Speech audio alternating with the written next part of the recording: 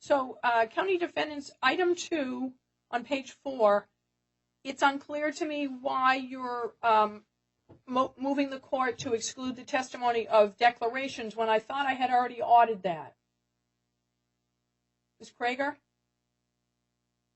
Right, Your Honor. It's our understanding that you had already ruled that those were inadmissible hearsay. So why are you putting it after I've ruled in a motion in limine? Am I missing something? Like did you consider that not a formal ruling, or are you just trying to make the record? Well, because subsequently he has now included this as evidence that he intends to provide to the court. And so we felt we needed to object to its entry because he has those declarations listed with no live testimony in plan regarding those declarants. Okay. Mr. Colladin, I don't know whether wires are crossed here. You folks, I can't remember how it arose, but I know maybe it was in the parties' some joint report the parties submitted to the court after you had met and conferred, where the parties indicated there was a dispute about whether the declarations would come in without witnesses, without the declarants themselves available and present to testify. And I didn't want you folks, knowing the time frame you're on, just to not know as you got to trial whether that was going to be a yay or a nay. So I told you, I told the parties in that email, no, I don't think that's been reduced to a minute entry. But in my view, that's just rank hearsay. The witness can't be examined through a declaration. Everything that I'm going to hear by way of factual evidence is obviously contested by the side who's not presenting the person. So a declaration really doesn't get us anywhere, in my view. But you do list those exhibits, according to Ms. Krager, list those declarations as exhibits still 1, 6, 8 through 10, and 13 through 15. Was that just an oversight in including them, or are you trying to take another run at it without telling me you're moving for reconsideration? You need to unmute, Mr. Colladin. No, Your Honor, the former, and we do wish that prior to actually filing the motion, the county had contacted us and said, we view these exhibits as being covered by the court's order, and of course it wouldn't have needed to be a contest. Okay, so to bring a quick close to that section, Mr. Colladin is not going to be offering, given the court's prior ruling, which will show up in a minute entry, not offering exhibits 1, 6, 8, 9, 10, 13, 14, 15. And therefore that moots the argument the county defendants are making at page 4, item 2. Your Honor, if it's possible, I think it's necessary to also add exhibit number 11. In the prior hearing today, Mr. Colladin informed us that they no longer intended to call Mr. Long, and exhibit 11 is Mr. Long's declaration. All right, and I was just about to move to the portion here because it did include Mr. Long early on, like on page 2, but I know Mr. Colladin advised previously that he was not going to be presented. So, Mr. Colladin, you agree that it's your exhibit 11 that was Mr. Long's declaration? Well, Your Honor, we offer the same objections that we've offered previously, which this court has overruled. I understand that. My question is, because I don't have the exhibits in front of me, do you dispute or agree that it's exhibit 11 that's Long's declaration? We agree, Your Honor. All right. So your objection is noted, but I'm not changing my ruling, and therefore exhibit 11 will also not be permitted. And Mr. Long was in section 1 about don't let Mr. Long testify, but he's been withdrawn by plaintiffs, so we can skip over that. We get to, I think, what remains as Ms. Childers, Ms. Novicki, and Mr. Banco. May I ask a clarifying question on the declarations issue? Yes. One of the witnesses plaintiffs listed is Sean Atkinson, or a representative of Culloden Law Group, to testify about the means by which the declarations were collected. I don't know whether Mr. Culloden still intends to offer that witness. If he would, I think we would have the same objection as with the declaration, the same hearsay issue. But I don't know whether plaintiffs intend to offer those still or not. Have you, Mr. Ariano, had a discussion with Mr. Colladin about that before raising it? I have not, Your Honor. Mr. Colladin, do you have a quick answer? Because we've got to stay on track. We're running out of time fast. I don't have a quick answer. I think the answer is dependent part on as to whether the county is disputing a factual point. I can address that with counsel afterwards. Okay, I'm directing counsel to speak with one another and see if you can sort that out. If you can't, it may come up as an objection, during the hearing tomorrow. But there's only, I'm only familiar with what you put in these briefs, and I only read them as, in the short time I had this afternoon. So as to Courtney Ann Childers, Rebecca Nowicki, and Joshua Banco, Mr. Colladin, you have listed all three of those witnesses as all three of those people as witnesses to call, correct? That's right, Your Honor. And so the county defendants' objections, as I read it, they, at least certainly as to Nowicki and Childers, they focus on the, and I think Mr. Banco as well, they focus on the fact that these were witnesses who were in the prior case filed by these plaintiffs that focused on the Shopee problems, that none of these three have any personal knowledge about the plaintiffs, specifically the plaintiffs' actions on the day the plaintiffs voted. They weren't, Mr. Banco apparently was not at the same polling location as the either of the plaintiffs voted. And so, Ms. Krager, what is your summarized, based on what I've told you already, what else do you have to say about why they should be precluded?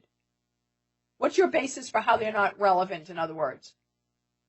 Well, this case is about the discrete experience of two voters. Plaintiff's counsel has stated as much in his non-opposition to this case being reassigned to Your Honor. Whether others may have experienced some alleged frustrating experience on election day is not relevant or probative to the issues in this case. He ended his response by saying that their testimony goes to whether it is possible that this happened to more than two people. But again, because this case is limited to the discrete experiences and claims of these two individuals, that is not at issue in this litigation, and their testimony is not relevant. Mr. Colladin, what's your response to that? Well, certainly, Your Honor. Look, the foundation of most of plaintiffs' claims is that their ballots were misread by defendants' tabulators through no fault of their own. Now, any individual voter could be expected to observe this only once, and defendants might allege that such an individual might be mistaken as to what they observed. Mr. Banco will testify that he observed the same problem take place consistently throughout Election Day at his polling place with ballots that appeared in his direct observation to be perfectly marked according to defendant's instructions and which individuals attempted to insert the scanner. So obviously, as to the question of whether plaintiffs are correct that this happened to them, the fact that there's direct firsthand observation of it happening to other people who also attempted to insert their ballots into the tabulator machines that defendant county uses goes directly to that question. Defendants have also made significant efforts to prevent Mr. Banco from testifying. I think speaks to his importance. I think the court will remember that in Aguilera 1, they claimed that he was a county employee and sought a no contact order successfully to get our office not to talk to him.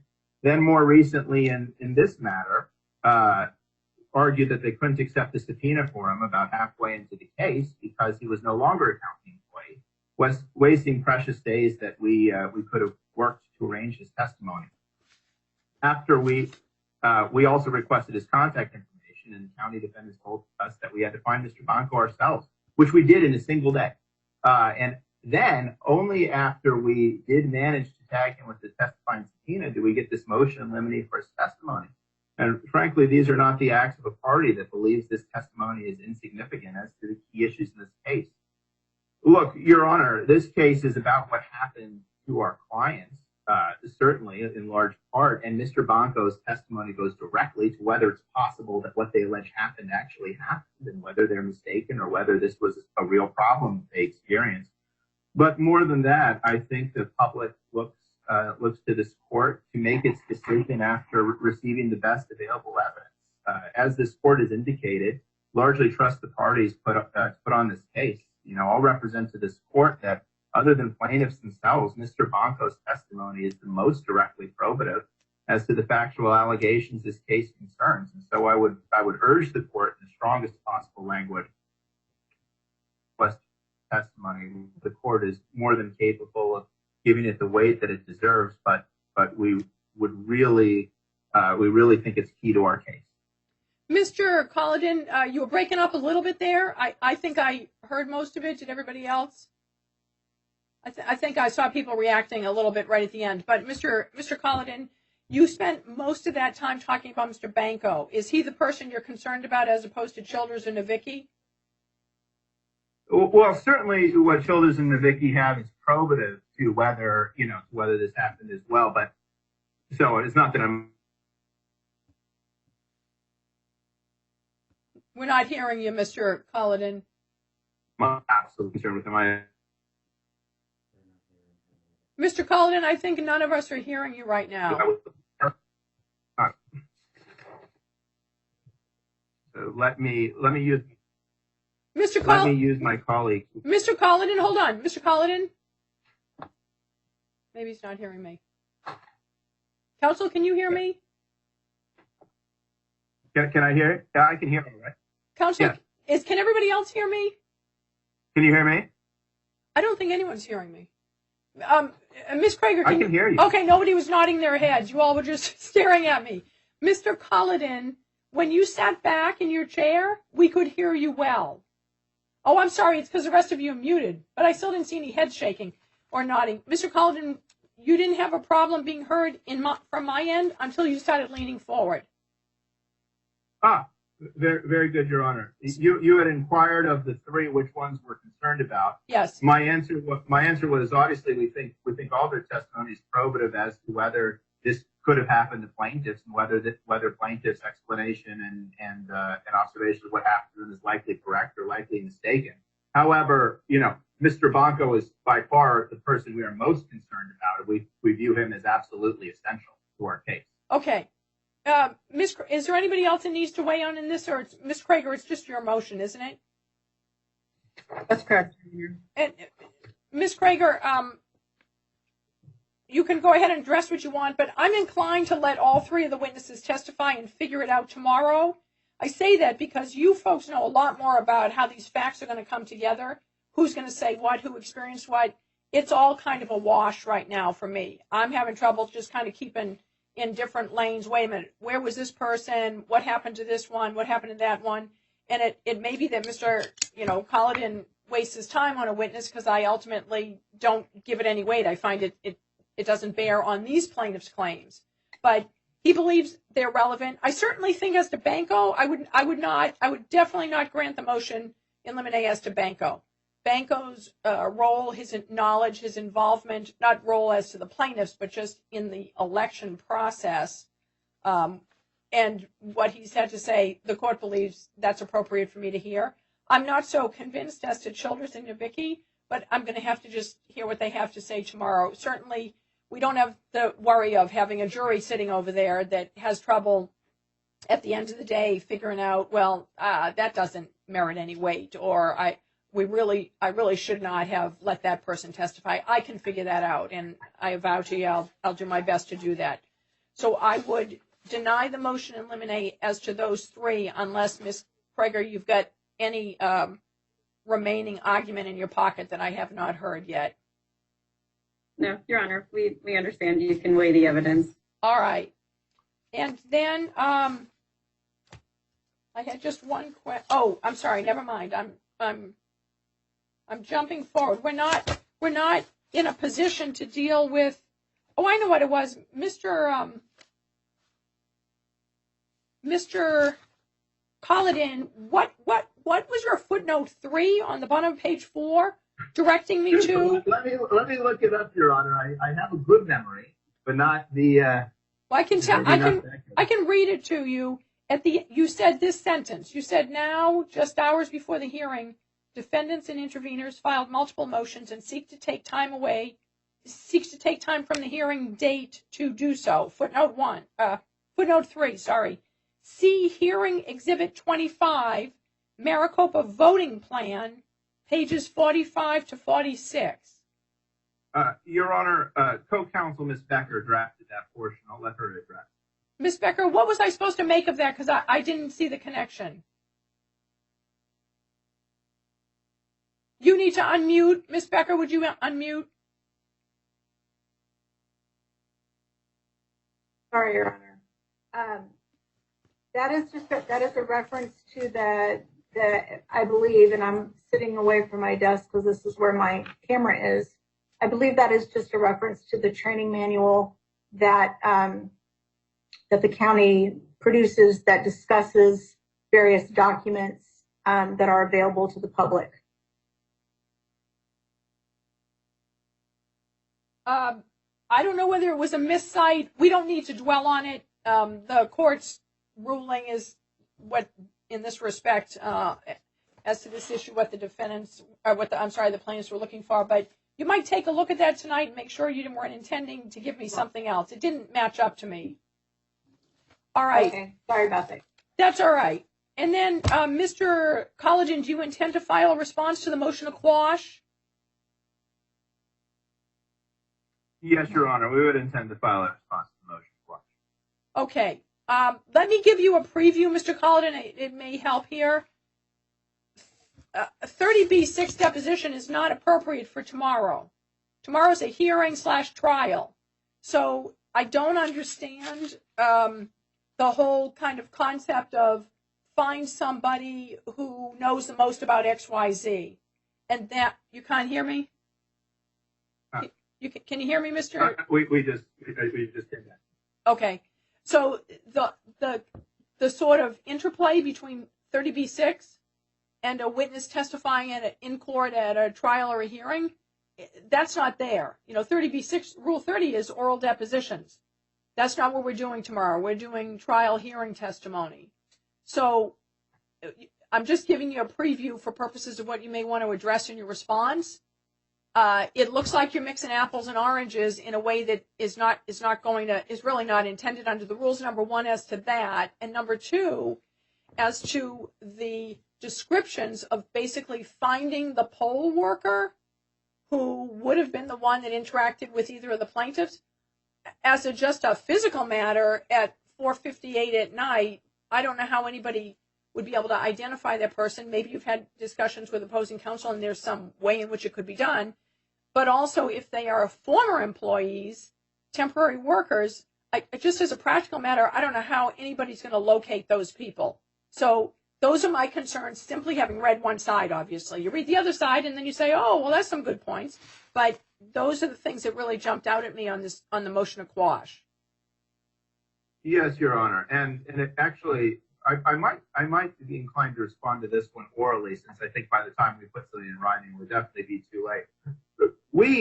Our actual subpoenas were for the 30B6 designees, or if the county felt that was appropriate, for the contact information for these individuals. And so if, as the court and county seem to indicate, they feel the 30B6 designation is appropriate, although again, there was one witness for whom they didn't feel it wasn't appropriate. Then we would simply ask the court order them to produce the contact information so we can do our best to place these individuals under subpoena. Mr. Colligan, let me be clear. Maybe you and I are passing in the night here on this one. When you said that you intended them to be 30B6 designees, Rule 30 is not trial and hearing testimony. It's entitled Depositions by Oral Examination. So you can't take Rule 30B6, which permits somebody in its deposition notice or subpoena relating to the deposition. This is all in the deposition rule. You can't take 30B6 that grants you the ability for a deposition to basically identify those subject areas and tell the opposing party, you need to identify for us who that person is to testify on your behalf, who knows most about that. You can't equate that to someone coming into trial and doing it. It's just they're different hats. They're different proceedings. They're different processes at different times and for different purposes. So when you say they were intended to be 30B6 designees, there's no place for a 30B6 witness in a trial. Do you understand what I'm saying? Understood, Your Honor. As to their contact information, is that still the court's concern? Well, whose contact information though? Do you have names of anybody? No, Your Honor. We have the descriptions, and given the abbreviated nature of this case, this is the only possible way that we could think of to try to get these individuals in front of the court. So when you say these individuals, are you referring solely or predominantly to poll workers, former poll workers? Yeah, specifically the former poll workers who assisted, for instance, Miss Aguilera with the issues she experienced with her ballot, who saw firsthand these issues, along with Miss Aguilera, who canceled her check-in on the tag, and of course this conference will now be recorded. And of course, with respect to Mr. Drovina, the poll workers who observed his issues with the read and the placement of his ballot into tray 3. So we couldn't think of any expeditious way besides a lot of back and forth to get at the people we wanted to be produced. But since they were county employees, this was the best way we could think of. So, Mr. Collin, last question, then I'll hear from Ms. Krager. Did you and the county defendants' lawyers speak about this such that you know they do have such contact information and it just hasn't been provided? Or have they told you, we don't even know how to identify those people? Maybe you've done neither. I don't know. I'm just trying to factually determine that. But Your Honor, in previous litigation that I've had with county defendants, they've always taken the position, at least in my experience, again, take it for what it's worth, that they keep this contact information for previous employees, but they won't produce it without a subpoena. So that's why we did that. So, Mr. Collin, you were attempting to accommodate what you thought was going to be their request or demand by serving the subpoena. Yes, Your Honor. Okay. Ms. Krager, can you address that? Well, I'm not aware of that being the position, and this wasn't raised with us at any point in this litigation. It wasn't raised during the meet and confer, nor was it any type of request made of us. Instead, we received a 30B6 that laid out facts that we were supposed to go find a person to testify to. And at this point, we're unable to identify anybody that meets this criteria that they've placed in here.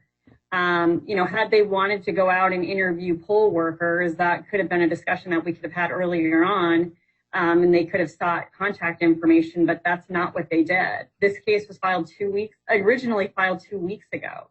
They had plenty of time to go out and do that fact finding. It's not our job now to do that fact finding for them.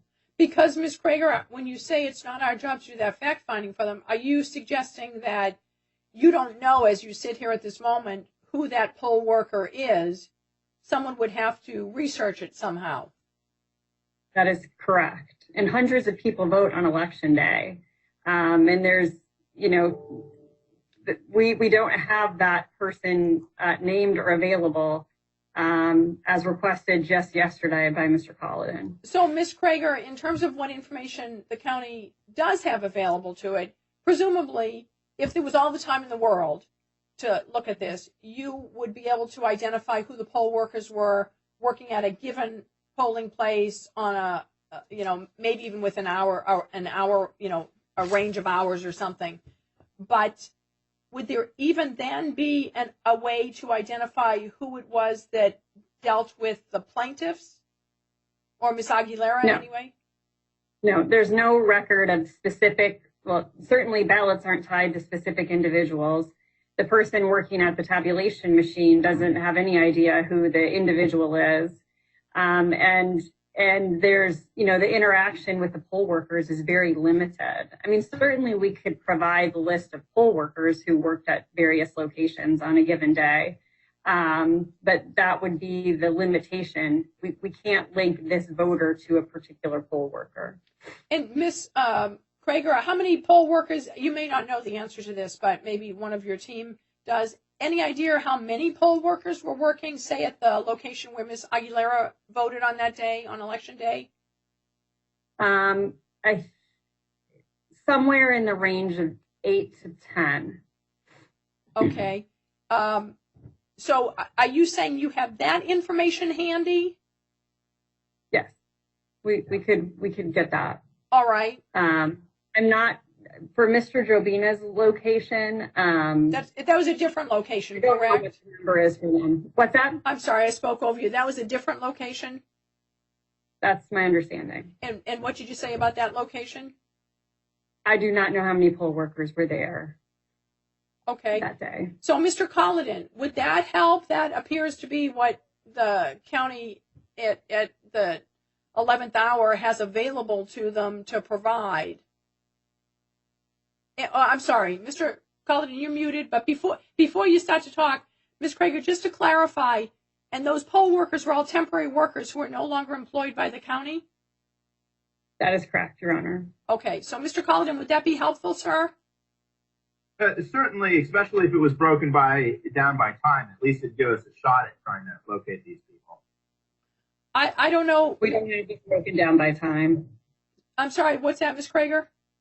We do not have it broken down by time. That's not how we have that information. All right. Well, so, Mr. Colladin, here's what I'm going to order. Since Ms. Krager is graciously agreeing to provide the names of those people at the two locations where the two plaintiffs voted, I would order Ms. Krager to do that. And I know as cooperative folks, you will work with one another to get that. I don't have to set a time frame on it or something like that. I'm sure you folks can work it out. I don't know how much effort the county defendants will have to put in to pull that information, so I don't want to just give some arbitrary deadline. But I know, obviously, to you, Mr. Colladin, the sooner you have it, the better. And so, Ms. Krager, if you can just try to facilitate that, and I'll trust in everybody's good faith efforts here to get that done as soon as possible. All right? Sure. Is there anything else for today? I think we're done for today. Oh, I'm sorry. I would be remiss not to address that Mr. Colladin and Ms. Becker had asked to move the hearing to Monday. The intervener and the county defendants have objected. And I think we need to do it tomorrow, Mr. Colladin. That's what everything is set up to do. That's when, witnesses know about it. We're going to turn into a whole mess if we try to move this off, in my view, by a day. I know you, like me, would be better prepared if we had another weekend to get ready, but it's just the nature of the beast right now. Okay? understood, Your Honor. All right. Your Honor, in addition, in our motion to quash, we addressed the subpoena that we were given about 50 minutes to comply with for numerous documents, including digital copies of every ballot that was cast on election day. It is not possible for us to comply with that document request in the time frame provided. And again, it's our position that's improper discovery being couched as a subpoena. And that if this is what Mr. Colladin had intended to do, this could have been raised at any point in the last 2 weeks, but certainly when we had our meet and confer in terms of what was going to be necessary for tomorrow's hearing. Mr. Colladin, I know we're on a quick time schedule, but when do parties use subpoenas with each other? That would have been a Rule 34 request for production, wouldn't it? And certainly you might have had to do it in an accelerated fashion, but shouldn't you have communicated to the county defendants right at the outset, hey, we want a bunch of documents. You folks seem to have worked well with one another. I assume that would have been addressed to the extent people were able to. Certainly, Your Honor. As Your Honor is aware, this case took place on a very accelerated time frame. As we're going through developing the case, developing facts, we become aware, this document would be useful. This document would be useful. And again, we were under the apprehension that the court had to order the use of typical discovery tools, and what we've at least seen in the past, and these cases can be a little bit like, okay, we've seen this happen in the past, is the use of subpoena as a discovery tool. And so that's why we proceeded as we did. And frankly, we would have liked to have time to confer, but there just wasn't any. Understood. So, Mr. Collin, I hear what you're saying. You're saying, hey, I've seen it done differently in similar cases, but the real overriding concern is there really needs to be advance notice so that the county defendants could gather that information. It's a fair amount of information. It's not just, I assume, sitting there on Ms. Krager's desk where she can hand it over to you. That's what I'm understanding her to be telling me. And so in that regard, if when you folks did your meet and confer, saying then we're going to need this information, can you provide it to us, would have gone a long way to making it feasible. And I think we're just late in the game on that now. Ms. Becker, yes, go ahead. Thank you, Judge. I just wanted to point out that, to the extent I see that a couple of the documents that we had subpoenaed have since become exhibits for the defense. So in the remaining documents that may be at issue, other than the digital copies of the ballots, were actually documents that I don't believe were even created 2 weeks ago. Like, for example, technical bulletins that went out on election day. Obviously, I suppose we could have told them, hey, we will want this, but they weren't even in existence. The hand count audit draw. Some of these things, as I mentioned, just weren't obviously going to be in existence 2 weeks ago. Ms. Becker, let me see. So that's why. Let me see if I'm following you. Election day was November 3rd, which is 16 days ago. So if anything went out on that day, on election day, then it had to exist on November 3rd, didn't it?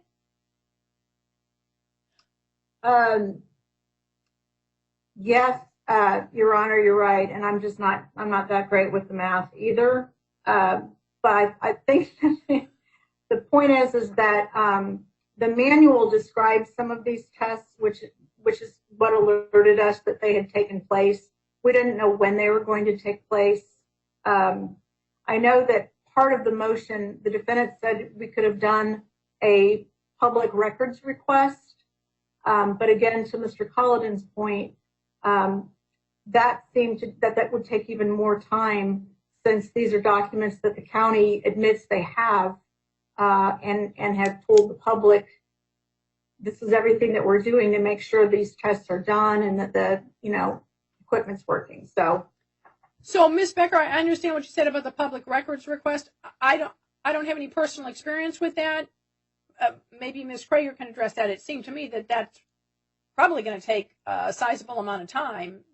Perhaps not. But as to technical bulletins that went out on the election day, by definition, election day being November 13, if they went out on that day, they had to exist then. So, right? You're right. I okay. Draw that mathematically incorrect argument. All right. Ms. Krager, just to perhaps satisfy what defendants are questioning, a public records request wouldn't have gotten this nearly quickly enough, would it? Do people respond to public records requests that quickly? Well, it depends on what the documents are and what are necessary and needed. And certainly we could have had a discussion about this at the time when we were discussing how to move this forward. But now we are getting this on the afternoon, a day prior to, on the day, prior to our hearing, and expected to produce a massive amount of documents in this case that they were aware of and could have asked for. And we do have the ability to respond to public records requests in signature challenge cases, which I'm sure Your Honor is familiar with. Public records requests are regularly made, and we prioritize those to have those responses to the courts quickly. But not under this sort of time frame with the massive amount of documents that they've now asked us for, with no notice at all that they're going to be asking or requesting for any type of discovery like this. All right. So I think the appropriate resolution to that, folks, is, as Ms. Becker indicated, there were a few exhibits which have shown, a few of the documents which have shown up as exhibits, and that is a solution as to those few. If there's any more that are just handy, where people don't have to take their time away from what they already are planning to do this evening, which is, I'm sure, a lot, getting ready for tomorrow, which is really kind of the rub, Mr. Collin and Ms. Becker. Just like you folks have a full plate, so do all the defendants. But certainly, if anybody has any of those documents readily available, handy, I would greatly appreciate it being provided to the plaintiffs. If not, I think I've just got to say it's way too late in the game, because it's just too much. There's too little time to get it accomplished between now and tomorrow. So I think that's it, folks. Everyone, don't work too hard tonight. Get a good sleep. Eat your Wheaties in the morning. And I will see you at 9 a.m. Have a good night. Good judge. You're welcome. Yeah.